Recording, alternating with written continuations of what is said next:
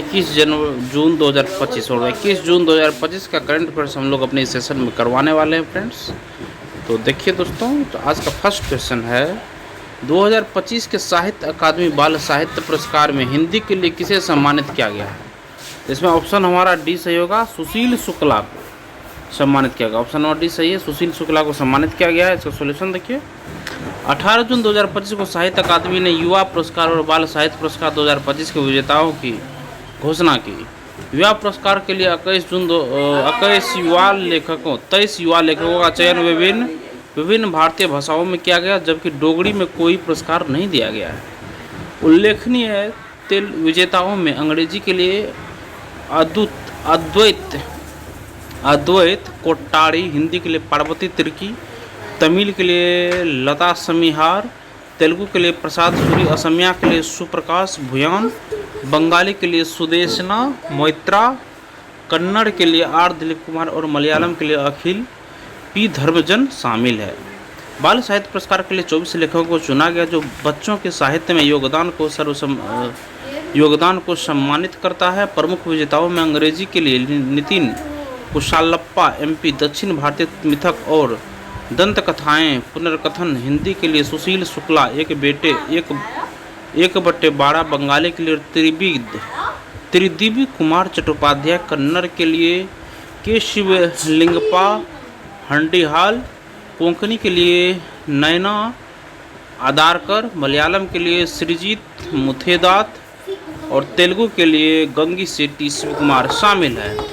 विजेताओं का चयन प्रत्येक भाषा की 3 सदस्यीय निर्णायक समिति ने साहित्य अकादमी के नियमों के अनुसार किया, जिसे कार्यकारी बोर्ड ने अध्यक्ष माधव कौशिक की अध्यक्षता में मंजूरी दी। प्रत्येक विजेता को एक उत्कीर्ण ताम्र फलक और 50,000 रुपया की नकद राशि मिलेगी, जो बाद में एक विशेष समारोह में प्रदान की जाएगी। नेक्स्ट क्वेश्चन देखिए, 2025 ऊर्जा बदलाव सूचकांक में भारत की रैंकिंग क्या है। 2025 ऊर्जा बदलाव सूचकांक में भारत की रैंक क्या है। तो ऑप्शन नंबर डी इसका सही है, 71 है, 671। सॉल्यूशन देखिए इसका, 2025 ऊर्जा बदलाव सूचकांक में भारत 71वें स्थान पर आ गया है। पिछले वर्ष की 63वीं रैंक से इसमें गिरावट आई है। स्वीडन विश्व स्तर पर पहली रैंक पर है। इसके बाद शीर्ष 5 में फिनलैंड, डेनमार्क, नॉर्वे और स्विट्जरलैंड का स्थान रहा है। चीन 12वें स्थान पर रहा है, अमेरिका 17वें स्थान पर रहा है, पाकिस्तान 101वें स्थान पर रहा है। और भारत ने ऊर्जा दक्षता में मजबूत प्रगति की है। इसने ऊर्जा निवेश आकर्षित करने की अपनी क्षमता में भी सुधार। भारत ने ऊर्जा दक्षता में मजबूत प्रगति की है। इसने ऊर्जा निवेश आकर्षित करने की अपनी क्षमता में भी सुधार किया है। बड़ी अर्थव्यवस्थाओं में भारत और चीन ने सबसे अधिक प्रगति दिखाई। उन्होंने ऊर्जा की उपलब्धता और बदलाव की तैयारी में सुधार किया। रिपोर्ट में प्रयुक्त 5 तत्परता कारक है: राजनीतिक प्रतिबद्धता, वित्त और निवेश, नवाचार, बुनियादी ढांचा तथा शिक्षा और मानव पूंजी। नेक्स्ट क्वेश्चन देखिए, विश्व शरणार्थी दिवस पहली बार कब मनाया गया था। विश्व शरणार्थी दिवस पहली बार कब मनाया गया था। तो देखिए दोस्तों, इसका आंसर हो जाएगा ऑप्शन नंबर डी, 20 जून 2001 को मनाया गया था। 20 जून 2001 को मनाया गया था। सॉल्यूशन देखिए इसका, हर साल 20 जून को दुनिया भर में शरणार्थियों को सम्मानित करने के लिए विश्व शरणार्थी दिवस मनाया जाता है।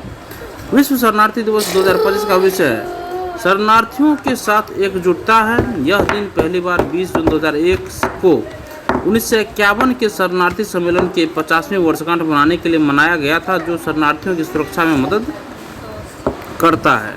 इसे मूल रूप से अफ्रीका शरणार्थी दिवस के रूप में जाना जाता था, लेकिन दिसंबर 2000 में संयुक्त राष्ट्र महासभा द्वारा इस दिन को मान्यता दिए जाने के बाद इसे विश्व शरणार्थी दिवस के रूप में जाना जाने लगा। भारत 1951 शरणार्थी कन्वेंशन या इसके 1967 के प्रोटोकॉल का हस्ताक्षरकर्ता नहीं है और इसके पास राष्ट्रीय शरणार्थी संरक्षण ढांचा नहीं है। नेक्स्ट क्वेश्चन देखिए, निम्नलिखित में से किसने फ्रांस में 2025 एनएसी इंटरनेशनल एनिमेशन फेस्टिवल में सर्वश्रेष्ठ कमीशन फिल्म के लिए जूरी पुरस्कार जीता है। तो ऑप्शन नंबर बी देखिए, देसी ऊन जीता। ऑप्शन नंबर बी सही है। सॉल्यूशन देखिए इसका, देसी ऊन ने फ्रांस में 2025 एनएसी इंटरनेशनल एनिमेशन फेस्टिवल में सर्वश्रेष्ठ कमीशन फिल्म के लिए जूरी पुरस्कार जीता। इस फिल्म को मुंबई में आयोजित वेब्स 2025 में सर्वश्रेष्ठ फिल्म का पुरस्कार भी मिला। देसी ऊन सुरेश एरियार द्वारा निर्देशित एक एनिमेटेड फिल्म है। वेब्स एक प्रमुख भारतीय कार्यक्रम है जो एनिमेशन और डिजाइन में उत्कृष्टता का जश्न मनाता है। यह क्रिएट इन इंडिया पहल का हिस्सा है। देसी ऊन को कांस लायंस 2025 में भी शॉर्टलिस्ट किया गया है। यह फिल्म क्राफ्ट लायंस श्रेणी में प्रतिस्पर्धा कर रही है। क्रिएट इन इंडिया चैलेंज को सूचना और प्रसारण मंत्रालय द्वारा लॉन्च किया गया था। नेक्स्ट क्वेश्चन देखिए, किस संगठन ने 10 लाख ग्रामीण उद्यमियों को सशक्त बनाने के लिए DPIIT के साथ समझौता ज्ञापन पर हस्ताक्षर किया है? ऑप्शन नंबर ए देखिए सही होगा, your story media private limited. Your story media private limited solution है इसका कि your story media private limited DPIIT ने 10 लाख ग्रामीण उद्यमियों को सशक्त बनाने के लिए एक समझौता ज्ञापन पर हस्ताक्षर किए। भारत में समावेशी उद्यमिता को मजबूत करने के लिए उद्योग और आंतरिक व्यापार संवर्धन विभाग DPIIT ने your story media private limited के साथ समझौता ज्ञापन पर हस्ताक्षर किए हैं।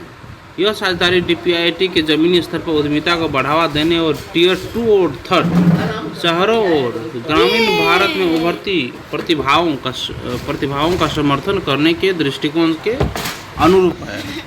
इस सहयोग का उद्देश्य भारत परियोजना के तहत AI संचालित टूल वेंचर लॉन्चपैड और क्षेत्रीय सफलता की कहानी। यह साझेदारी DPIIT के ज़मीनी स्तर पर उद्यमिता को बढ़ावा देने और टियर 2 और 3 शहरों और ग्रामीण भारत में उभरती प्रतिभाओं का समर्थन करने के दृष्टिकोण के अनुरूप है।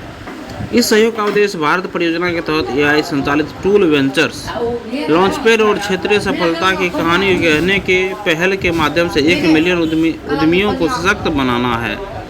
नेक्स्ट क्वेश्चन देखिए, किस संस्थान के वैज्ञानिकों ने A980 ताड़े में एक नए प्रकार के ताड़कीय रसायन की खोज की है?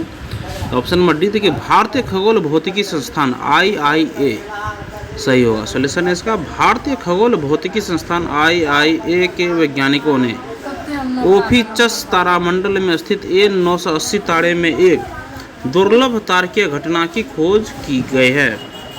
यह तारा 25,800 प्रकाश वर्ष दूर और दुर्लभ चरम हीलियम EHE श्रेणी के तारों से संबंधित है। इस रहस्यमयी तारे में आश्चर्यजनक रूप से उच्च मात्रा में जर्मेनियम है, एक धातु तत्व जो इस प्रकार के तारे में पहले कभी नहीं देखा गया। उच्च रेजोल्यूशन स्पेक्ट्रोस्कोपी से पता चला कि तारे में सूर्य की तुलना में 8 गुना अधिक जर्मेनियम है। एक EHE तारे में पहली बार जर्मेनियम के एकल आयनित रूप Ge सेकंड का पता चला है। यह निष्कर्ष लद्दाख में हिमालयन चंद्रा टेलीस्कोप का उपयोग करके हनले एचएल स्पेक्ट्रोग्राफ के साथ किया गया था। यह शोध द एस्ट्रोफिजिकल जर्नल में प्रकाशित हुआ और भारतीय खगोल भौतिकी संस्थान के लिए एक प्रमुख मील का पत्थर है। न केवल एक तारे को रोशन करना बल्कि तारकीय विकास की एक पूरी नई सीमा को उजागर करना। नेक्स्ट क्वेश्चन देखिए, मई 2025 के लिए NASDA वेब फॉरवर्ड मासिक रिपोर्ट का कौन सा संस्करण जारी किया गया है? तो इसका 25वां संस्करण जारी किया गया दोस्तों। ऑप्शन नंबर ए सही, 25वां संस्करण। सॉल्यूशन देखिए इसका, प्रशासनिक सुधार और लोक शिकायत विभाग DARPG द्वारा मई 2025 के लिए NASDA वेब फॉरवर्ड मासिक रिपोर्ट का 25वां संस्करण जारी किया गया है। इस रिपोर्ट में राज्यों और केंद्र शासित प्रदेशों में ई सेवा वितरण की स्थिति का विस्तृत विवरण दिया गया है और रिपोर्ट के अनुसार सभी राज्यों और केंद्र शासित प्रदेशों में कुल 21,062 ई सेवाएं प्रदान की जा रही है। अधिकांश ई सेवाएं 7,065 स्थानीय शासन और उपयोगिता सेवा क्षेत्र से है और अप्रैल 2025 में राज्यों और केंद्र शासित प्रदेशों द्वारा कुल 425 नई ई सेवाएं जोड़ी गई, जिसमें त्रिपुरा का योगदान सबसे आगे है। नेक्स्ट क्वेश्चन है, किस मंत्रालय ने जेंडर बजटिंग पर पहली बार राष्ट्रीय परामर्श का आयोजन किया है? तो ये है ऑप्शन नंबर ए, महिला एवं बाल विकास मंत्रालय। सॉल्यूशन है इसका महिला एवं बाल विकास मंत्रालय द्वारा जेंडर बजटिंग पर अपनी तरह का पहला राष्ट्रीय परामर्श आयोजित किया गया। 19 जून को महिला एवं बाल विकास मंत्रालय ने नई दिल्ली के विज्ञान भवन में जेंडर बजटिंग पर पहला राष्ट्रीय परामर्श आयोजित किया और इस कार्यक्रम में 40 केंद्रीय मंत्रालयों, 19 राज्यों के अधिकारियों और संयुक्त राष्ट्र महिला और ADB के प्रतिनिधियों ने भाग लिया। केंद्रीय मंत्री श्रीमती अन्नपूर्णा देवी द्वारा gender budgeting knowledge hub web portal launch किया गया। नेक्स्ट है, केंद्र ने डैश के लिए 2006.40 करोड़ रुपए मंजूर किए हैं, जो 2023 की बाढ़, भूस्खलन और बादल फटने के बाद रिकवरी और पुनर्निर्माण का सहायता करेंगे। तो ये हिमाचल प्रदेश में किया गया है। सॉल्यूशन इसका, केंद्र सरकार ने हिमाचल प्रदेश को 2023 की बाढ़, भूस्खलन और बादल फटने के बाद पुनर्निर्माण के लिए 2006.40 करोड़ रुपए मंजूर किए, जिसमें 15 से 4.80 करोड़ रुपए राष्ट्रीय आपदा प्रतिक्रिया कोष NDRF से और बाकी रिकवरी व पुनर्निर्माण विंडो से आएंगे। इससे पहले दिसंबर 2023 में 633.73 करोड़ रुपए मंजूर किए गए थे। केंद्रीय गृह मंत्री अमित शाह की अध्यक्षता वाली समिति ने यह निर्णय लिया, जिसमें वित्त मंत्री और नीति आयोग के उपाध्यक्ष शामिल थे और मुख्यमंत्री सुखविंदर सिंह सुक्खू ने 9,000 करोड़ रुपए की PDNA निधि में देरी पर चिंता जताई है। केंद्र ने उत्तराखंड के जोशीमठ भू धंसाव के लिए 1658.17 करोड़ रुपए और सिक्किम की गलोफ बाढ़ के लिए 555.27 करोड़ रुपए भी आवंटित किए। इसके अतिरिक्त आपदा जोखिम न्यूनीकरण के लिए 72 से 53.51 करोड़ रुपए की परियोजनाएं मंजूर की गई और जिनमें शहरी में 3075.65 करोड़, भूस्खलन के लिए 1000 करोड़, गलोफ के लिए 150 करोड़ और जंगल की आग के लिए 818.92 करोड़, बिजली के लिए 186.78 करोड़ और सूखा निवारण के लिए 2022.16 करोड़ रुपए शामिल है। वित्तीय वर्ष 2024-25 में 28 राज्यों से SDRF से 20,264.40 करोड़ रुपए, 19 राज्यों को NDRF से 5,160.76 करोड़ रुपए और SDMF से 4,984.25 करोड़ रुपए आवंटित किए गए। नेक्स्ट है, अनंथा चंद्रकासन को Massachusetts institute of technology MIT का अगला प्रोवोस्ट नियुक्त किया गया है। वह मूल रूप से डैश से है। तो मूल रूप से किससे है? तो चेन्नई से। ऑप्शन नंबर A चेन्नई सही है। सॉल्यूशन इसका, चेन्नई मूल के अनंथा चंद्रकासन को Massachusetts institute of technology MIT का अगला प्रोवोस्ट नियुक्त किया गया है, जो इस पद पर नियुक्त होने वाले पहले भारतीय अमेरिकी हैं। वे 1 जुलाई 2025 से अपनी भूमिका शुरू करेंगे। वर्तमान में वे MIT के इंजीनियर स्कूल के डीन और मुख्य नवाचार एवं रणनीति अधिकारी हैं। प्रोवोस्ट के रूप में वे शैक्षणिक नेतृत्व, संस्थागत बजट, संकाय विकास और रणनीतिक योजना की जिम्मेदारी संभालेंगे। चंद्रकासन 2017 से इंजीनियरिंग स्कूल का नेतृत्व कर रहे हैं और 2024 में उन्हें MIT का पहला मुख्य नवाचार और रणनीति अधिकारी नामित किया गया। वे सिंथिया बर्नहार्ट की जगह लेंगे, जिन्होंने इस वर्ष प्रोवोस्ट पद से इस्तीफा दिया है। चंद्रकासन ने UC बर्कले से इलेक्ट्रिकल इंजीनियरिंग और कंप्यूटर विज्ञान में BS, MS और PhD प्राप्त की है। इससे पहले उन्होंने 2006 से 2011 चंद्रकासन ने UC बर्कले से इलेक्ट्रिकल इंजीनियरिंग और कंप्यूटर विज्ञान में BS, MS और PhD प्राप्त की। इससे पहले उन्होंने 2006 से 2011 तक MIT की माइक्रो सिस्टम्स टेक्नोलॉजी प्रयोगशाला का निर्देशन किया। नेक्स्ट क्वेश्चन है, हाल ही में चर्चा में रहा इडुक्की वन्यजीव अभयारण्य किस राज्य में स्थित है दोस्तों? तो ये है केरल में स्थित है। सॉल्यूशन देखिए इसका, इडुक्की वन्यजीव अभयारण्य केरल के। नेक्स्ट है, गूगल ने अपना चौथा वैश्विक सुरक्षा इंजीनियरिंग केंद्र कहाँ स्थापित किया है? तो ये हैदराबाद में किया है। सॉल्यूशन इसका, गूगल ने हैदराबाद तेलंगाना में एशिया प्रशांत क्षेत्र में अपना पहला सुरक्षा इंजीनियरिंग केंद्र स्थापित किया है। यह जर्मनी में म्यूनिक, स्पेन में मलागा और आयरलैंड में डब्लिन के बाद दुनिया भर में गूगल का चौथा सुरक्षा इंजीनियरिंग केंद्र है। और गूगल सुरक्षा इंजीनियरिंग केंद्र का औपचारिक उद्घाटन तेलंगाना के मुख्यमंत्री रेवंत रेड्डी ने हैदराबाद में क्या है? गूगल सुरक्षा इंजीनियरिंग केंद्र GSEC का शुभारंभ 17 जून 2025 को दिल्ली में गूगल के भारत के AI नेतृत्व वाले परिवर्तन के लिए सुरक्षा चार्टर के अनावरण के साथ हुआ है।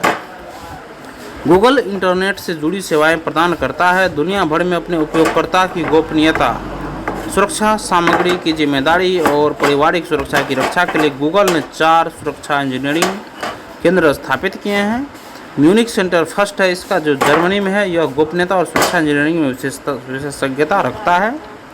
नेक्स्ट है डबलिन सेंटर, आयरलैंड में। यह सामग्री जिम्मेदारी में विशेषज्ञता रखता है।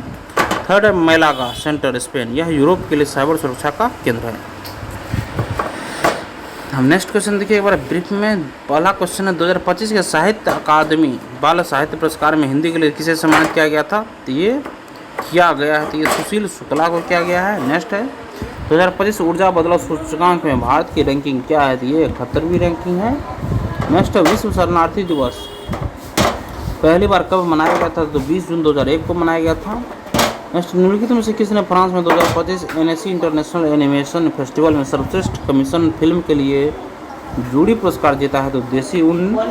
नेक्स्ट है, किस संगठन ने 10 लाख ग्रामीण उद्यमियों को सशक्त बनाने के लिए DBIIT के साथ समझौता ज्ञापन पर हस्ताक्षर किए हैं? तो your story media private limited ने किया है। नेक्स्ट क्वेश्चन, किस संस्थान के वैज्ञानिकों ने A980 तारे में एक नए प्रकार के तारकीय रसायन की खोज की है? तो यह भारतीय खगोल भौतिकी संस्थान IIA ने किया है। नेक्स्ट है मई 2025 के लिए NASDA वे फॉरवर्ड मासिक रिपोर्ट का कौन सा संस्करण जारी किया गया? तो ये 25वां संस्करण जारी किया गया है। नेक्स्ट, किस मंत्रालय ने जेंडर बजटिंग पर पहली बार राष्ट्रीय परामर्श का आयोजन किया है? तो ये महिला एवं बाल विकास मंत्रालय ने किया है। नेक्स्ट है, केंद्र ने डैश के लिए, तो किसके लिए? हिमाचल प्रदेश के लिए 2006.40 करोड़ रुपए मंजूर किए, जो 2023 की बाढ़, भूस्खलन और बादल फटने के बाद रिकवरी और पुनर्निर्माण का सहायता करेंगे।